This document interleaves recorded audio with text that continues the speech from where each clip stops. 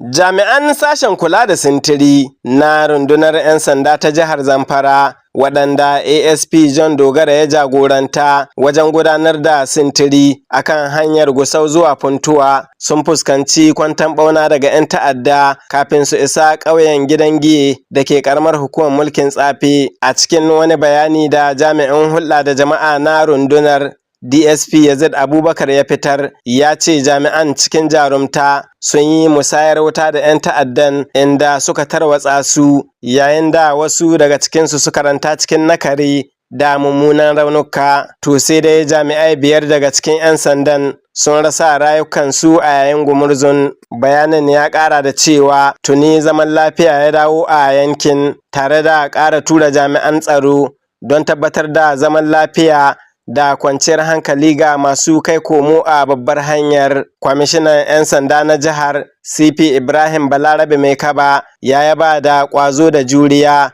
da jami'an suka nuna, tare da jaddada ƙudurin rundunar na ci gaba da yaƙi da 'yan ta'adda a cikin jihar. Murtala Bala Gusau, labaran NTA.